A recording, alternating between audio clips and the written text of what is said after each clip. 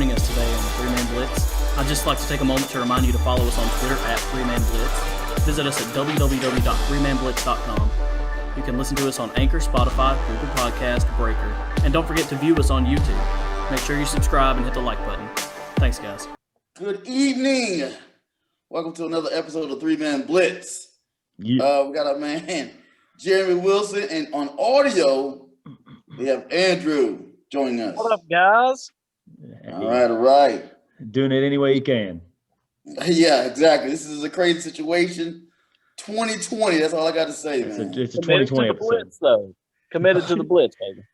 Exactly. That's right. We're doing the NFL episode. Sir. And so let's jump this off. Let's do it. I'm going to drink. Oh, definitely. Oh, my God. I just want to drink. Jeez. So. I need that. I need that. Due to extenuating circumstances, I will not be able to drink this episode. Sorry, guys. So smooth. Oh, no. Man. Drinking in spirit. Hey, it was a good week in the NFL, man. Definitely was. Good Exciting week. Mm-hmm. Let's jump into this real quick. Let me start with you, Andrew, since you are the distant one. Throw this out to both of you, but let me start with you. Has Kyler Murray, exciting as he is and doing his thing, has he kind of surpassed Lamar Jackson? As a quarterback, yes, but specifically as a dual threat quarterback, I would not say yes. I'm not sure that I would say no, but I wouldn't say yes. Because, of course, the bright future for the NFL, especially last year, was definitely Mahomes and LeBron Jackson. Right. Yeah, Lamar. And I mean, we've moved on to an era where dual threat quarterbacks are, it seems almost twice as valuable. It's another player you have to defend the run against, and there are so many design plays that you can just work that quarterback into. And if you are looking for a pure dual threat quarterback, I would still say, Lamar is your guy, man. He's just so fast. And I watched a little bit of the Patriots Ravens game, and he's gotten better in reading through his progressions. You'll notice he'll scan both sides of the field, hit all his check downs there and everything. And if there's nothing open, then he's going to snake his way up through the gut of your defense like they're not even there. It's wild. He looks really good on the ground, but his arm just doesn't quite match that of Kyler Murray. So they have their strengths. I got you. Jeremy, what's your 2 cents on that? Yeah, with me, I think Kyler Murray is the better quarterback, in all honesty. Lamar Jackson may be more explosive, but as an all-around complete quarterback, it's definitely got to be Kyler. I mean, Lamar Jackson, I'm over here looking at stats, and Lamar Jackson looks like he's regressed a little bit in his rushing yards. Like, he's not in the MVP talk this year. I don't think it's exactly. But he's not done bad. He's got 14 touchdowns, 5 picks. He's got 1,700 yards. It's just Kyler Murray in that offense. He's got 17 touchdowns. He's thrown 8 picks though, but he's thrown almost 600 more yards in the air. So I haven't pulled up the rushing yards, but I would say it's Kyler. He's got the better receiving core. I don't think it's even close. Exactly. And if I may input in something, I've seen Kyler Murray lead his team and bring them back from deficits a couple times already and do his thing. And I can't remember, which I can't say it hasn't happened, but I can't remember Lamar Jackson driving down the field and leading his team to a victory like that. Of course, we've seen him stumble in playoffs. Kyler Murray hasn't had the opportunity to get there just yet.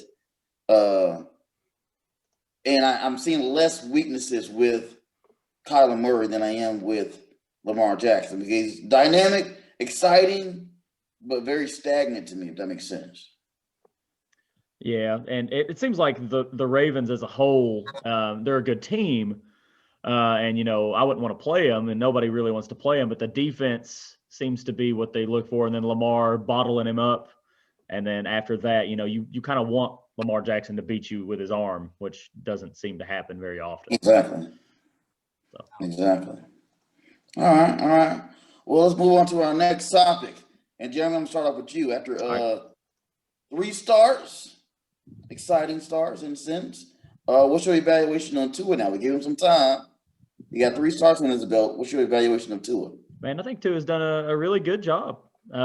He looks, I was really worried about his longevity, and I still am.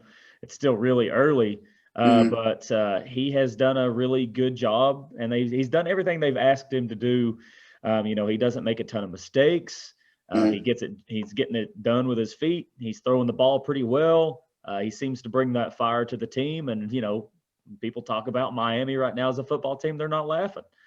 Exactly. They're doing really good, and the AFC East seems to be as wide open this year at this point as it's been in the past almost 2 decades. Yeah. Andrew, what you got on that? Well, I mean, he had kind of a slow start. We saw him come in for 1 drive before the bye week, and then they named him the starter. And it seems like he's climbing the mountain, though. It seems like every week he gets a little bit better. He gets a little more in tune with this offense. They're starting to find their rhythm. He's got obviously establishing something with Devontae Parker there, which Devontae Parker is extremely talented. Yes. So I don't think we've seen his ceiling yet. I'll say that for sure. I don't think we've seen anywhere near his ceiling.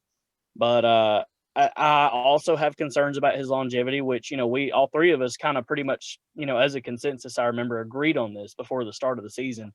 Yes. Like, oh, he's a great quarterback, but he's made of glass. Yes. So we're going to give it some time and see that he makes smart decisions with the ball to keep him from taking a lot of big hits, and hopefully that line can hold for him. But he's improving each week, and I'm going to keep a close eye on the situation, at least for my fantasy assets. That's for sure. No doubt. Yeah. You made a good point with being smart with the ball. That's one of the things from growing from college to pro, to understand that you can't win every battle, if that makes sense. Sometimes you got to throw that ball away. Sometimes you got to run it out of bounds. But it's just saving yourself for that next play and for the longevity of the team. No doubt. Exactly. And I don't think it can be undersold or understated that they have done, and that's the offensive staff and the coaching with Tua, is that, he's not thrown a pick. He's got 5 touchdowns to no interception. So he's being really smart with the ball, and they're probably putting him in situations where he can be smart, and they're relying more on the defense. And, they've got some explosive plays, but they don't have a ton. So they're doing it methodically, and it's really working out for him. And I think that's the best recipe for his success, especially. Exactly. Jeremy, do you have in front of you how many sacks he's taken? I know in that first game against the Rams, he had at least 1. He has been sacked 4 times. Okay. Yep, he's been hit 4 times, whereas Ryan Fitzpatrick had been sacked 10 times. Yeah. Why you got to bring in Fitzmagic? I mean, the beard. The beard. You got to fear the beard, buddy. I think he's not done. He'll go somewhere else. Journeyman. He'll play somewhere. Hey, he'll be a strong backup for Tua. I know. That's true. He's paid his dues there in Miami, and they need to respect him. But he could go somewhere and start, I think, and help somebody out. It's going to be even tougher as he gets older. Cowboys. I mean, there's so many teams that really need a good backup or a starter, even. Look at the Saints right now with famous Jameis getting a start and looking like he's going to play the rest of the year. We'll get to that. We'll get to that. The soup. Y'all wild. Oh, Andrew doesn't know about that. Let's keep it going with Andrew, though. Andrew, sir, with Russell Wilson dominating the beginning of the year with MVP talks. Yep. Strong MVP talks. Now the Seahawks have lost their 3 of the last 4 games. What's going on with the Seahawks? Yeah, this one took a little more dissecting than you might actually think. And in my research, I found out that the Seahawks and the 49ers are the most injured teams in the NFL. I mean, the first team you think of is the 49ers, but the Seahawks actually have 2 more injured players than the 49ers. They come in with a total of 29. That includes, of course, the COVID opt-outs in the beginning of the season. Okay. But a lot of their losses come on the defensive side of the ball. Yes. And as we've seen watching Seattle, you're saying, okay, well, like you just said, Russell Wilson, MVP talks, this and that. Well, all he does is throw the ball the entire game because that offense has just got to be like extremely fiery and on point so that the defense can even, the defense is doing nothing. Let's be honest. Like you're just blowing right through them. I mean, Yeah. that's the only way the Seahawks are winning games. Yeah, they can't stop nothing, dude. If you've got all your pressure on one guy, well, you know what I'm going to do? I'm going to blitz the ever-loving hell out of Russell Wilson week in, week out. And if he can't throw the ball, then your team can't win. And there's a lot of pressure on him. He's an excellent quarterback, definitely one of the best in the NFL. He was underrated, highly underrated, I feel like, before the start of this season. He had a really good season last season as well, though. But, I mean, you just can't put it all on one guy. 29 injuries? Ugh. Yeah, definitely not. And I really didn't know they had that many. I know Jamal Adams was out for a while, but he just came back like last game. Yeah, and then you've got both of their running backs. Exactly. Three running backs, if I'm not mistaken. Yeah, 3. Carlos Hyde you had in there. Yeah, Chris Carson, Rashad Penny, and Carlos Hyde, all 3. Wow. Ridiculous. It really is ridiculous. That's a huge point you're making there, but they are definitely weaker on as crazy as it sounds. They are weaker on the defensive side because we're known as Legion of Boom, but they have gotten older and changed a little bit. But still, it's crazy to hear that their main weakness is on their defensive side. No doubt. I will say though, this next week they've got a matchup coming up with Arizona that I am really looking forward to. Arizona won the last game in a down to the wire thriller. I mean, that game came down to the last second. And Exactly. I'm looking forward to that offensive explosion again. That's going to be an excellent game. Yeah. Definitely going to be. And again, we bring up that Kyler Murray situation. So that's a perfect opportunity for Russell Wilson to really kind of get his mojo back. And, that's going to be it, man.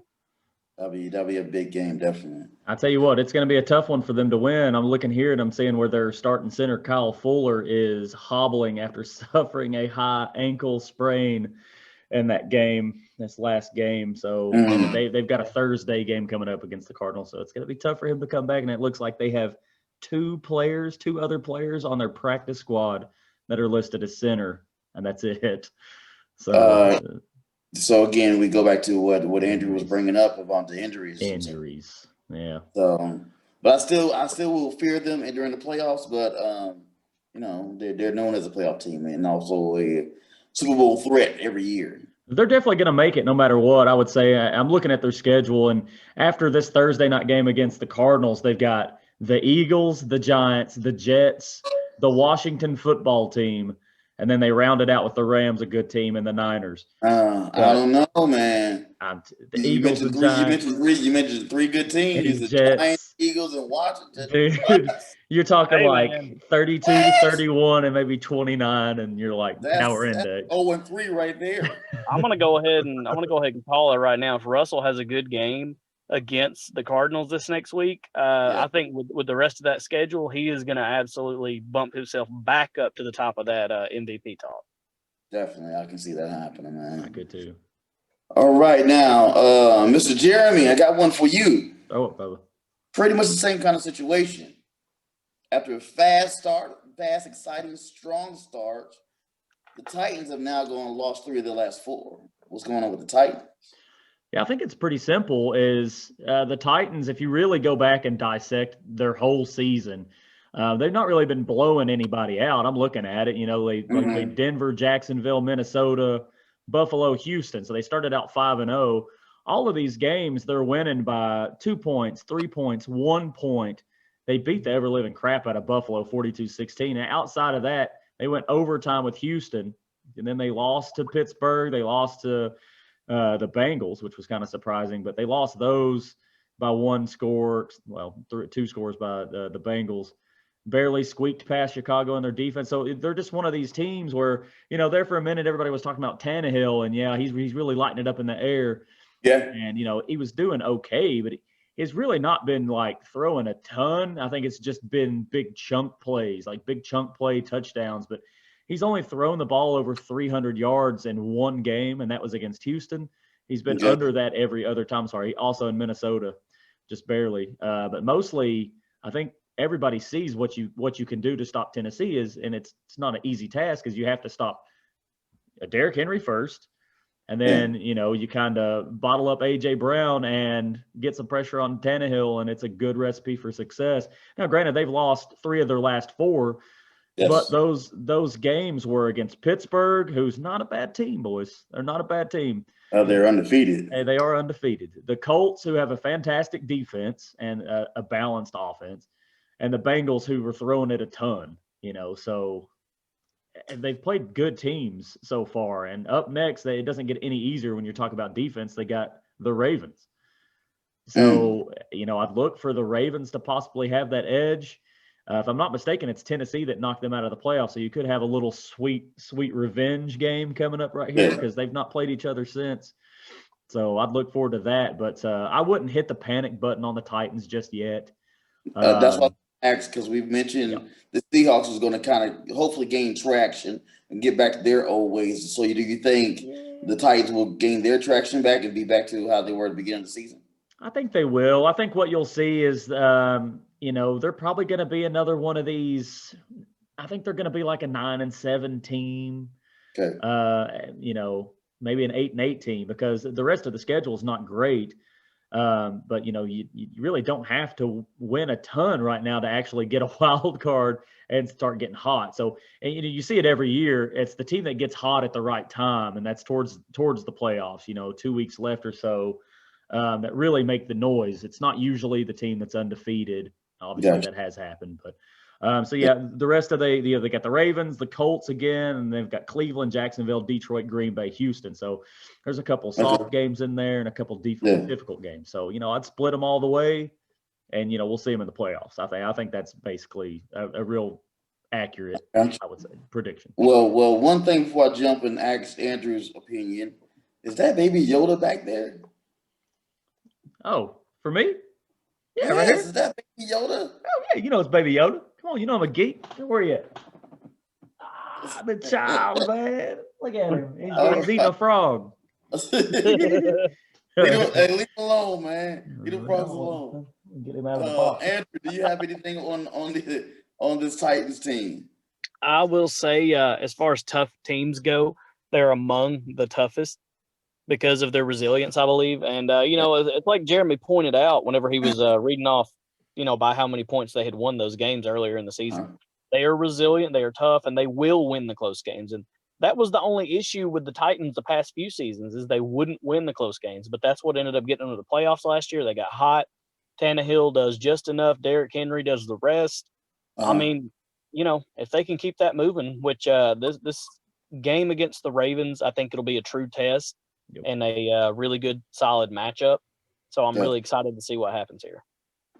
All right. Well, let's wind this down and get to our little segment of go for it or punt. Ooh, special teams. Down, baby. We got our first topic coming up. Cam Newton and those Patriots. What's going on with them? Go for it or punt. Andrew, you go ahead. You pick first. I defer. Oh man, okay. I'm gonna go for it, and I'm not gonna be super winded about this. Okay. But I'm just gonna say that I heard at the beginning of the season, everybody said, "Okay, Jarrett Stidham's the guy." Then they signed Cam Newton. Everybody's like, "Okay, well, I think Cam Newton will start." And then you had all these players decide they're gonna opt out, and they're like, "Okay, it's all just part of Belichick's plan. He's gonna tank for Trevor, this and that, blah blah blah." And then they started winning some games, and they're like, "Oh, look, Belichick's able to pull it together. Look at him doing well." And then they start losing games, and people are like, "Oh, it's all part of his plan, the mastermind of Belichick." Shut up. Shut up, man. No, Cam Newton, he's getting better every week. He's it takes time to get accustomed to this new team. He's been with the Panthers for his entire NFL career. He's a 31-year-old quarterback. And he's a little eccentric. He's a little weird. So, I mean, just I say give it time. I think it'll work itself out. They had a lot of COVID opt-outs on defense, like we pointed out earlier when we were talking about Seattle and the 49ers. So, I mean, they're not a championship defense. They're having issues with their run game. I mean, Gotcha. I think Gotcha. I think they're giving Cam too many design runs, and I don't think he has a whole lot of weapons. Yeah, got you. And I give you like a category 3 on the win right there. Okay. Right. Yeah. Jeremy, we Shut got up, a people, shut up. Yeah, I'm gonna go for it as well, and I'm gonna try to keep it a little, short and sweet. I think it looks like they're just trying to figure out how to win with their roster. They've got a lot of roster woes on defense, like Andrew said, and then on offense, you don't have Brady over there to facilitate and, break apart defenses. Cam's a good quarterback, but he's not of the same cloth as Brady. I'll say that, not with his arm, not with his breaking down of defenses. And here you go. There's just two examples. Against San Fran, they lost 33-6. Then they played Buffalo, who's played real good, and they lost by a field goal, 24-21. Exactly. They turn around. They beat the Jets, who are garbage, in a garbage game that I watched every second of because it was on TV. And they won by a field goal, 30-27. And then they turn around and beat Baltimore, who we just talked about, and how they, they're a real difficult team, and they won that game 23-17. So, who knows? Their next game's against Houston. I don't know if they're going to win by a touchdown or lose by 2. And your guess is as good as mine. I will say Damian Harris, when they actually try to run the ball with him and then throw it to Jacoby Myers, I think that's his name, they look decent. So both of those guys, I'm sorry to interrupt, but both of those guys have stepped that last game. Especially Myers seemed really, really nice coming in there. Yeah, they picked up Ford from Miami. I know I can see what's going to happen with him, but I think they should have definitely made some kind of moves during that trade deadline of theirs. But easy within a couple plays, the Patriots' record could be completely different. They really could. And Agreed. I think they're good enough to be able to get into a wild card spot. And, that's all they have to do is get into the playoffs, and then they can make a run. It wouldn't be the craziest thing in the world in 2020. Exactly. So, All right, our next one, Alex Smith. He's doing the starts right now. So go for it or punt. I'm going to punt on Alex Smith. It's an incredible story, but there's not a whole lot to compound on. There you go. Yep. I like to talk. I'm going to go for it just to say that, he's one of the front runners as the comeback player of the year, which how could he not be? I think I would still give it to Ben Roethlisberger because he's done a ton. But either way, I think he's doing really well. I think he gives the Washington football team, which is so weird to say, it gives them some stability, and, he's going to give you some accuracy and yada, yada. But, other than that, I hope he does well. That's a horrible injury, man. I do too. Well. Yeah. It's good to see him come back. I'll say that. Yeah. A snake topic for you guys. Drew Brees' injury. And his future with that team, the Saints. Go for it or punt? Oh, I'm gonna go for it. We already talked about famous Jameis. He's getting his opportunity. I've actually attempted to pick him up in one of my leagues, because he's got a good matchup this week. But let's be real. Has he learned enough from his time with the Bucs to be an efficient quarterback for the Saints? And I think that if he looks good with these opportunities that he's given, it would not surprise me one bit to see Drew Brees finally retire. But on the flip side of that coin, right now he is, if I'm not mistaken, he is tied for the touchdown record with Tom Brady. So how bad does he want to win that battle? I don't know, man. I got you. What you got, Jeremy? Yeah, I saw today where he's getting a second opinion on his fractured ribs. It says he's got 5 broken ribs and a collapsed lung on the right side.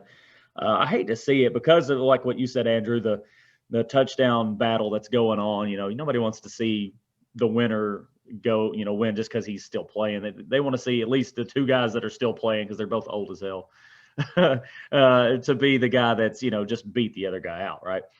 But yeah, I hate it for him. I could see him finally retiring if it ends up becoming a bad enough injury to where it is confirmed that that's what it is. I'm sure the ribs are broken. But the lung, I think that's what he's really looking to see if that's what's happening.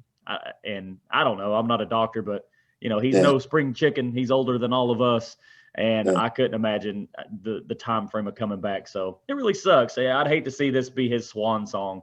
his last game. I mean, he's played so good this year. So Exactly. But I will say as much. I know he talked about retiring last year. yeah, So that thought is in his head. And with a situation, an injury like this, I can see it happening. But I think he might wait till the end of the season to announce that. And I do think Winston will do a lot better. I think as much as people dogged him last year, he had a lot of yards last year, a lot of touchdowns. he did. I think Famous Jameis can do well if he can protect the football. And he has something on this team that he did not have with his last team, which is fantastic check down options. He can dump it off to Kamara, and Kamara can go 100 yards easy. He's got Dalvin Cook, or not Dalvin Cook. He's got Jared Cook down there at tight end who can be a good one. So Emmanuel Sanders, et cetera, et cetera. Michael Thomas is back. Maybe this will be the Michael Thomas show coming forward for the rest of the year. Exactly. All right, fellas. All right, last topic we have for you. DeAndre Hopkins, Hail Mary catch, dude. Big old hands, doing his thing. Again, as I always say, the number one wide receiver in the league. Go for it or punt. I'm going to go for it. I have to, because my freaking Texans traded this man away. Yeah. Sir. The best wide receiver in the NFL. So you could probably go to an adult website and find a video of this catch under the title "Man Screws Entire City of Buffalo, New York." Man, what a catch! What is wrong with you, Andrew? Oh, dear God. He mossed 3 dudes, bro. Who just went up for it and said, He "You know did. what? He You mossed know him. what? We're just gonna win this game." It comes down with it, and I hate to see it, and I know Jeremy's thinking it, and I'm gonna beat you to it, but it looked like the Hail Mary from the 2016 Georgia-Tennessee game when I It saw really it. did. Except he went up for the ball. It wasn't just the ball placement; like he went up for that bad boy. Like, man, And it wasn't bad coverage. No. It was great coverage. They had Great two coverage. guys in front of him, one behind him, and they're all like, you can't even see them. You just see Yeah. like hands just go up, and then boop, it's just there, and he pulls it down. But Andrew, it makes perfect sense to trade away like one of your best players, right? And you'll be a better team. How about Is that not how we do things? Oh, that's not okay. Oh, yeah. So one of the two of the biggest wide receiver acquisitions actually, was Stephon Diggs with the Bills, and then Hopkins to the Cardinals. And it just so happens that Stephon Diggs catches the touchdown with less than a minute or whatever it was, and it's like, well, there's the game. And then I'm watching, like, okay, it's probably over. I see Kyler scrambling for his life. He's like almost stepping out. He throws cross body, and I'm like, it looks like a pretty good pass. And then I see him covered. I'm like, there's no way. And I'm like, oh my God, he caught that ball. Yeah. It's got to be at least top 3, if not the best play of the year so far. Yeah, DeAndre Hopkins went up and he pulled that ball down with his cactuses, and that was it. He did. He's got the cactus hands, baby. You see what I'm talking about with cactus hands now. You see, he didn't even really catch it. They just stuck. I do. And that was a hell of a catch. It just solidifies him being definitely one of the best wide receivers in the game. Probably almost in history. You can throw him there now too. And it's just awesome athlete all around. Going strong. Yeah. All around. That boy real good. He real good. All right, fellas. Well, that brings us to the end of another great episode of the 3-Man Blitz. I appreciate everybody watching. Like and subscribe down there. Yeah. Leave comments, whatever you got to say. But until next time, go for 3. Go for 3. Andrew, throw your 3 up. You can't see it. He's swerving right now. Yeah, probably. All right, boys.